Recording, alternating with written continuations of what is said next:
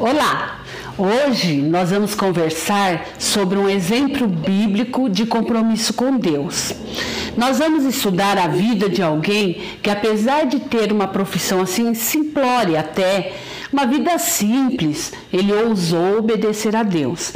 Ele é um exemplo bíblico de compromisso e ele se chama Neemias.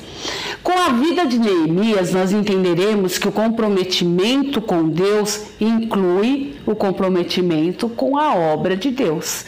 Quem gosta de desafio? O desafio pode ser perigoso, mas ele é muito bom quando alcançado. O desafio também pode ser muito cansativo, mas não se compara com o prazer de quem atinge um alvo. Na época de Neemias, muitos judeus estavam acomodados à vida da Babilônia. Neemias foi despertado por Deus para voltar a Jerusalém e dar início a uma obra grande, desafiadora e demasiadamente perigosa. Apesar de Neemias ter muito prestígio como copeiro do rei, em vez de acomodar-se à vida boa que desfrutava no palácio, ele aceitou o desafio de dedicar-se totalmente à obra que o Senhor o chamou para realizar, apesar de parecer humanamente impossível. Tudo começou quando ele recebeu um relatório muito triste sobre Jerusalém e todos que ficaram lá. Neemias ficou muito tocado. A cidade de Jerusalém fora destruída por Babilônia e, apesar de diversas tentativas de reconstrução, a muralha que cercava a cidade permanecia em ruínas. Naquela época, uma cidade sem muros estava sem proteção, tornando-se o local inseguro para a construção, moradia ou desenvolvimento. Não havia como prosperar ali. Além do mais, era motivo de vergonha para os moradores morar numa cidade sem muros. Os muros tinham que ser prioridade. Mas vamos pensar um pouquinho mais sobre desafio. O que é desafio? Vamos ler Neemias 1, 4 e 5. Quando ouvi estas coisas, sentei-me e chorei. Passei dias lamentando, jejuando e orando ao Deus dos céus. Então eu disse: Senhor, Deus dos céus, Deus grande e temível, fiel aliança e misericordioso com os que o amam e obedecem aos seus mandamentos. Vejamos que a grande tristeza de Neemias não o paralisou. Ele foi humanamente esperto, porque ele chorou sim, ele lamentou, mas ele aceitou se aproximar de Deus para encontrar a solução. Muitas vezes em nossa vida, a gente fica chorando, lamentando uma dificuldade, mas esquece da terceira parte que inundou a vida de Neemias de significado, que é aproximar-se de Deus e buscar através de Deus a solução. Quando eu era novinha, pastor Frederico Vitos dizia que a gente vê uma necessidade e isso significa que Deus está o chamando para resolver aquela necessidade. Muitas pessoas veem uma necessidade e ficam assim: ai, por que ninguém faz nada para ajudar aquele coitado? Ai, por que ninguém faz nada para resolver aquele problema? Mas a verdade é que se você está vendo a necessidade, você está sendo convocado para resolver, para solucionar. Aos olhos humanos, um trabalho impossível, mas Neemias não questionou. As pessoas que serviam o rei, elas deveriam sempre se apresentar diante dele com alegria e bem dispostas. Neemias quebrou este protocolo também. Diz a Bíblia que Neemias foi até o rei e o rei até poderia repreendê-lo, mas na verdade o rei importou-se com a tristeza do seu copeiro. O rei escutou e atendeu aos seus pedidos. Vamos ler Neemias 2, 4 e 5. O rei me disse: o que você gostaria de pedir? Então orei ao Deus dos céus e respondi ao rei: se for do agrado do rei e se o seu servo puder contar com a benevolência do rei, que ele me deixe ir à cidade de Judá, onde meus pais estão enterrados, para que eu possa reconstruí-la. Veja que Neemias, antes de fazer um pedido, ele orou a Deus primeiro. Ele perguntou a Deus que caminho tomar. Então ele abriu seu coração para o seu chefe. E ele era só um copeiro, hein? O rei concedeu-lhe o tempo necessário para ir a Jerusalém e executar toda a obra. Deu-lhe cartas de permissão para que ele pudesse atravessar todo o território do reino. E ainda, gente, forneceu material suficiente para a obra. Agora, qual a razão de um rei tão poderoso atender ao pedido de um simples copeiro? Vamos ver isso no verso 8, a parte B. Visto que a bondosa mão de Deus estava sobre mim, o rei atendeu os meus pedidos. Deus garante a vitória para quem se dispõe em suas mãos. Veja que ele foi sempre cumpridor daquilo que Deus ia indicando para ele que deveria ser feito. Vamos ler Neemias 2, 17 e 18. Então eu lhes disse: vocês estão vendo a situação terrível em que estamos? Jerusalém está em ruínas e suas portas foram destruídas pelo fogo. Venham, vamos reconstruir o muro de Jerusalém para que não fiquemos mais nessa situação humilhante. Também lhes contei como Deus tinha sido bondoso comigo e o que o rei me tinha dito. Eles responderam: sim, vamos começar a reconstrução, e se encorajaram para esse bom projeto. Deus usa líderes para nos desafiar, mas alguns acham que o desafio é só para ter mais fé para alcançar o que desejamos. Na verdade, com Neemias, aprendemos que Deus nos desafia para fazermos a obra dele. É uma vergonha para quem se diz cristão ficar pensando só na sua vantagem, só cuidando dos seus bens, cuidando dos seus prazeres e pensando: vou fazer isso para Deus, mas que vantagem eu vou ter nisso? Deus quer pessoas cristãs que cuidem da obra dele. O verdadeiro cristão aceita o desafio, confiando que Deus o capacitará e o habilitará enquanto ele se dispor. E ainda, como aconteceu com Neemias, vai receber todos os subsídios necessários para fazer essa obra. Desafio é um convite para realizar uma tarefa muito difícil, que exige coragem, exige esforço e exige perseverança. Não é algo que qualquer um pode fazer de qualquer jeito. Isso aí, se qualquer um pode fazer, você nem vai precisar de Deus para isso, né? Instigando o cristão a usar toda a sua dedicação. Isso é um desafio. Quem aceita um desafio se compromete a dedicar todas as suas habilidades para conseguir executá-lo. Se for fácil, qualquer um faz. Não precisaria da ajuda de Deus. Por isso, chama-se desafio. Desafio, então, é algo difícil, que você precisa de um poder sobrenatural para conseguir realizá-lo. Agora, como lidar, e Neemias vai nos ensinar, como lidar com os não comprometidos e com os opositores. Vamos ler Neemias 2, 19 e 20. Quando, porém, Sanbalate, o horonita, Tobias, o oficial amonita, e Gesem, o árabe, souberam disso, zombaram de nós, desprezaram-nos e perguntaram: o que é isso que vocês estão fazendo? Estão se rebelando contra o rei? Eu lhes respondi: O Deus dos céus fará que sejamos bem-sucedidos.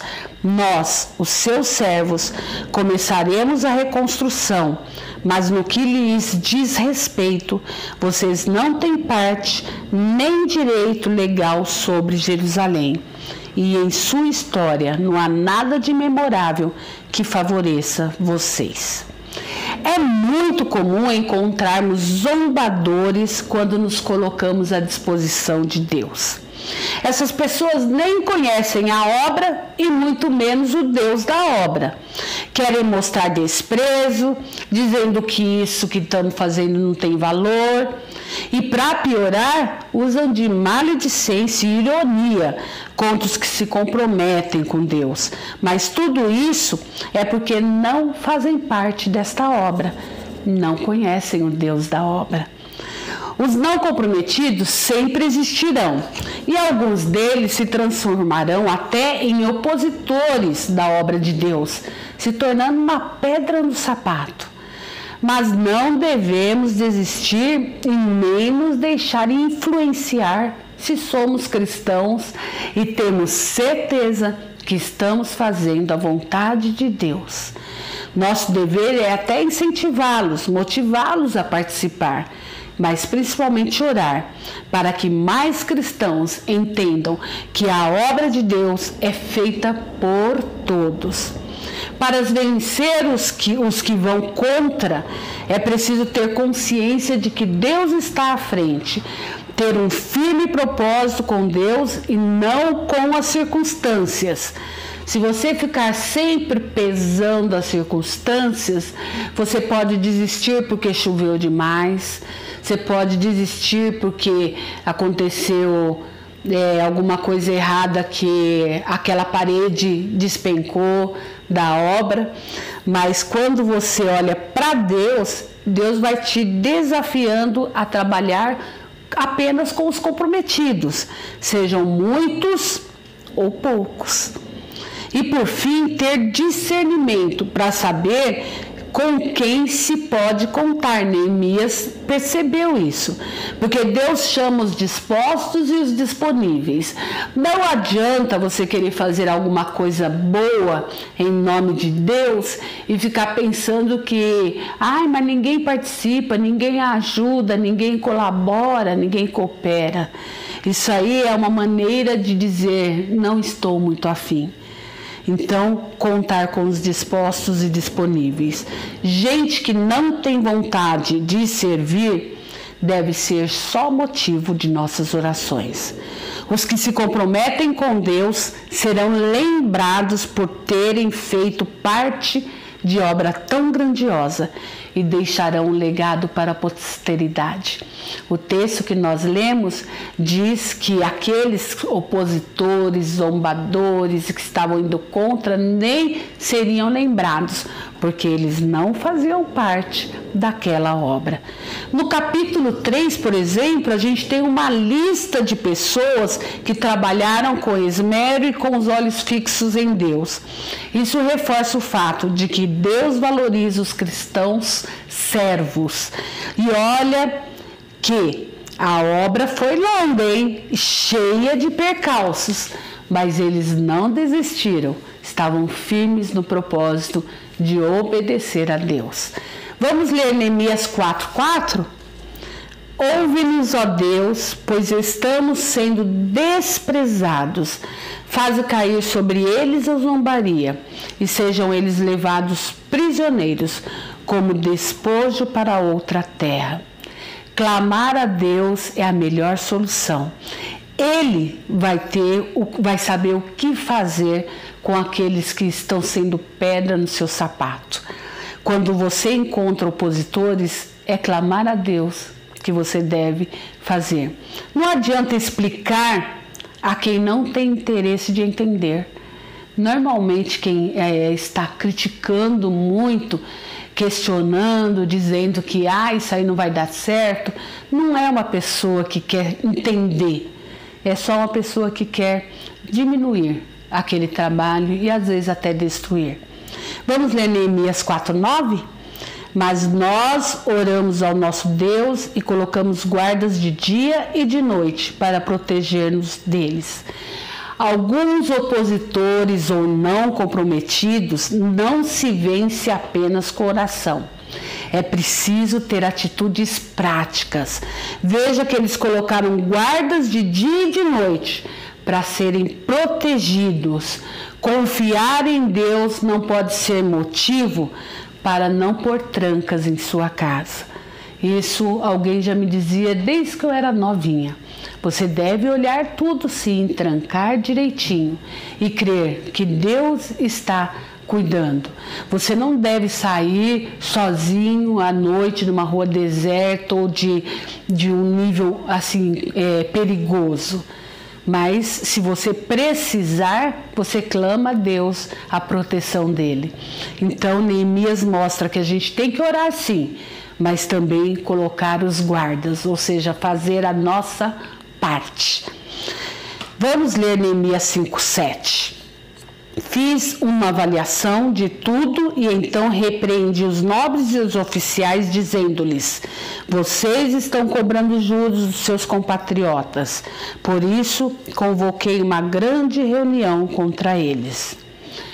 Muitas vezes as pessoas que estão na liderança são os nossos opositores e a gente tem que sempre colocar isso diante de Deus, mas ter coragem, com simplicidade, de falar a verdade, de até confrontar se for o caso. Deus pode renovar nosso ânimo e nos dar estratégias para a eficiência. Não se pode se considerar pequeno quando se está fazendo a vontade de Deus. É comum a pessoa até se sentir assim bem quando está no meio de um povo cristão, junto ali com as pessoas que já conhece, mas se tiver a falar com uma autoridade, estremece, né?